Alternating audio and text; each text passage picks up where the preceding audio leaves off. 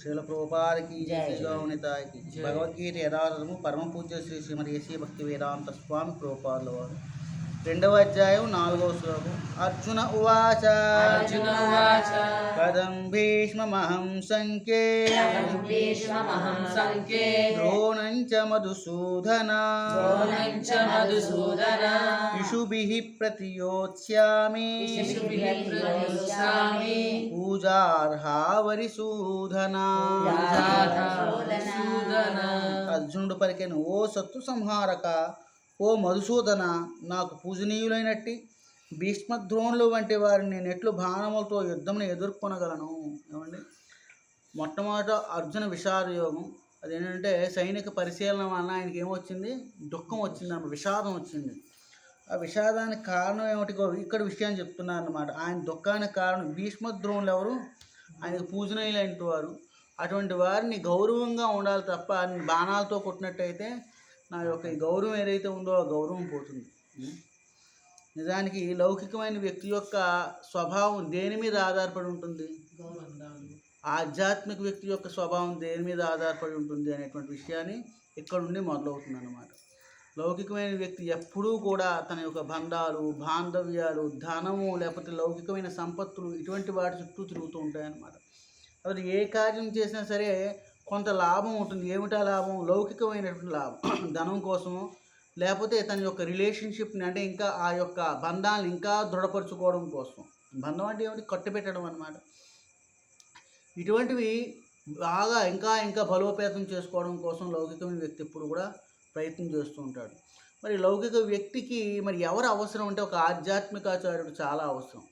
ఎందుకంటే ఆధ్యాత్మికాచార్యుడు ఉండవలసినటువంటి ఒక లక్షణం ఏమిటి అంటే ఈ భౌతిక బంధనాల నుండి విడిపడి ఉండడం. ఏమండి, లౌకికమైన సంపదలకి ఆసక్తి లేకుండా ఉండడం. ఈ విధంగా ఉన్నట్టయితే ఇక్కడ అర్జునుడికి దుఃఖానికి కారణం ఏమిటి? ఈ రెండును, ఈ లౌకికమైనటువంటి సంపదల యందు ఆశ, తర్వాత ఈ బంధాలు బాంధవ్యాలు ఏవైతే ఉన్నాయో వాటి మీద మమకారం ఏవైతే ఉన్నాయో ఆ రెండింటిని విడిచిపెట్టాలి. మరి ఇక్కడ శ్రీకృష్ణ భగవానుడు ఎవరు? ఆధ్యాత్మికాచార్యుడు. ఏమండి, ఆధ్యాత్మికాచార్యుని చెప్పుకోవడానికి చాలా అనేకమైన విశేషాలు ఉన్నాయి. ఆయన ఎప్పుడూ కూడా లౌకికమైనటువంటి అటాచ్మెంట్స్ ఆయన ఎప్పుడూ ఉండడు. ఆయన భక్తి, మరి భక్తికి అటాచ్ అయ్యి ఉన్నాడు కదా భగవానుడు, అది ఆధ్యాత్మిక తలానికి సంబంధించింది. లౌకికమైనటువంటి ఎటువంటి వ్యామోహం లేకుండా ఉండేటువంటి భక్తులు ఎవరైతే ఉన్నారో ఆ భక్తులకు బద్ధులై ఉండడం అనేది ఏదైతే ఉందో అది పూర్తిగా భౌతికమైనది కాదు.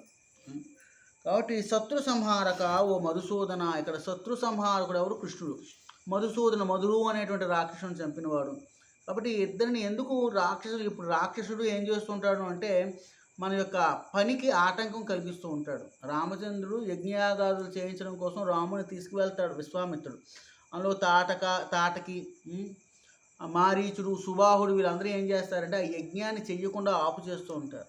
ఇప్పుడు భగవాన్ రామచంద్రుడు ఏం చేస్తాడు? వారిని అందరినీ తుదముట్టించి ఆ యజ్ఞాచరణ ఏదైతే ఉందో దాన్ని కొనసాగిస్తారు అన్నమాట. ఇక్కడ మనం ఈ కలియుగంలో, లేకపోతే ఇప్పుడు మన యొక్క ఈ జీవన ప్రయాణంలో నిజమైన యజ్ఞం ఏమిటి అంటే భగవానుని పొందడం. భగవానుని పొందడానికి కావాల్సేటువంటి చర్యలు చేయడం ఏదైతే ఉందో, కార్యాలు చేయడం ఏదైతే ఉందో అది యజ్ఞంగా పరిగణించబడుతుంది. యజ్ఞోవై విష్ణువు అంటారు. యజ్ఞం అంటే ఏమిటండి? విష్ణు ప్రీత్యర్థం చేయబడేది. నువ్వు విష్ణు ప్రీత్యర్థం ఏ కార్యాలు అయితే చేస్తున్నావో అవన్నీ కూడా యజ్ఞాలే. అంటే భగవన్నామ స్మరణ చేస్తున్నాము విష్ణు ప్రీత్యర్థం, లేకపోతే ఒక సంకీర్తన చేస్తూ ఉంటాము అది కూడా విష్ణు ప్రీత్యర్థమే. ప్రసాదాన్ని తయారు చేస్తుంటాము అది కూడా విష్ణు ప్రీత్యర్థమే. ఇప్పుడు ప్రతి కార్యానికి ఆటంకం కలిగించేవి ఏమిటి? ఇప్పుడు ఈయనకు ఉండేటువంటి ఆటంకాలు ఏవైతే ఉన్నాయో అవే మనకు కూడా ఉంటూ ఉంటాయి. భగవత్ కార్యంలో ఈరోజు నిమగ్నం అవ్వాలి అనుకున్నాం అనుకోండి, వెంటనే మనకి ఏవో గుర్తొస్తాయి. ఏమైనా గుర్తొస్తాయి? ఇంటి దగ్గర విషయాలు, లేకపోతే ఇంకోటి ఆ కార్యాలు మనం నిమగ్నం కాకుండా చేస్తూ ఉంటాయి. దానికి అతీతంగా మనం ప్రవర్తించగలగాలి. అప్పుడు మనం ఆత్మస్థితిలో ఉన్నట్టుగా పరిగణించబడతాం. నేను ఎప్పుడు దానికోసమే పనిచేస్తూ నేను భక్తుడిని అనడానికి, అంటే ఆత్మస్థితిలో ఉన్నవాడిగా నువ్వు పరిగణించడానికి కుదరదు ఇక్కడ. కాబట్టి ఇక్కడ శత్రు సంహారుడు ఎవరు? ఆ శత్రువులు బంధువులు. అంటే బంధువులు అందరినీ చంపి మనకి ఆ బంధం ఏదైతే ఉందో దాని నుండి మనం విడిపడి ఉండాలన్నమాట. అది జరిగేటువంటి పని కాదు, అంత తేలికైన పని కాదు. కాబట్టి ఇక్కడ ఆధ్యాత్మికాచార్యుడు ఎవరండి? ఇక్కడ జగద్గురువు అయినటువంటి భగవానుడు. ఈ జగత్తంతటిని సృష్టి చేసి నాకు ఈ విధంగా ప్రీతికరమైనటువంటి కార్యకలాపాలు ఉంటాయి, ఈ విధంగా చెయ్యండి అని మనకి ప్రబోధం చేసినవాడు అనమాట. మధుసూదన ఆయన రాక్షసుని చంపాడు. నాకు పూజనీయులైనట్టు భీష్మద్రోణుల వంటి వారిని నేను ఎట్లు బాణములతో యుద్ధం ఎదుర్కొనగలను. ఏమంటే ఇక్కడ భీష్ముడికి ద్రోణుడికి వీళ్ళందరికీ కూడా చాలా ఎక్కువ సంబంధం ఉంది. ఎటువంటి సంబంధం ఉంది అంటే దుర్యోధనుడితో వారికి ఉండేటువంటి సంబంధం కంటే కూడా అర్జునుడితో వారికి ఉండేటువంటి సంబంధం చాలా ఎక్కువగా ఉంటుందన్నమాట. ఎందుకంటే చిన్నతనం నుండి కూడా అర్జునుడికి వారికి పాండవులకు ఎవరైతే ఉన్నారో వారికి తండ్రి లేరు, తండ్రి లేకుండా ఉండడం, అందులోని ఎప్పుడు ఉపేక్ష వహిస్తూ ఉండేవారు అన్నమాట. వీరికి ఇవ్వాల్సేటువంటి నిజమైనటువంటి ఆస్తుల్ని వాటిని కూడా వారు లాక్కోవడం కోసం వీరిని ఎప్పుడూ కూడా కష్టాల పాలు చేస్తూ ఉండేవారు. దానివల్ల పెద్దవారు కదా భీష్మాచార్యుడు ద్రోణాచార్యుడు, వారిద్దరికీ వీరంటే కొంచెం అభిమానం ఉంటూ ఉండేది. అదే సమయంలోని వీరి యొక్క ప్రవర్తన కూడా చాలా అద్భుతంగా ఉండేది అన్నమాట. పెద్దల ఏడ చాలా గౌరవాన్ని చూపించడం, లౌకికమైనటువంటి విధానం ఏమిటంటే పెద్దల ఏడ గౌరవాన్ని చూపించడం చాలా ముఖ్యమైన విషయం. ఇది లౌకికమైన ధర్మమే కాదు, ఆధ్యాత్మికంగా పురోగమించడానికి కూడా ఇది చాలా అవసరమైనటువంటి పని అన్నమాట. కానీ ఈ గౌరవం ఏదైతే ఉందో, లేకపోతే ఈ అభిమానం మనం ఒక వ్యక్తితో పెట్టుకునేటువంటి సంబంధం ఏదైతే ఉందో అది బంధంగా మనకి పరిగణించబడకూడదు. చూడండి, ఒక కుక్క ఏదో వెళ్ళిపోయింది, ఆ కుక్కకి పాపం ఆకలేస్తుంది కదా అని మనం అన్నం పెట్టాము, దానికి సహజంగా అది కృతజ్ఞతతో మన దగ్గరికి వస్తూ ఉంటుంది. దానికి మనం మళ్ళీ ప్రతిగా మనం ఏం చేస్తాం, దాన్ని ముట్టుకొని దాన్ని ఏదో అభిమానంగా మనం నిమరడం అవి చేస్తూ ఉంటాం.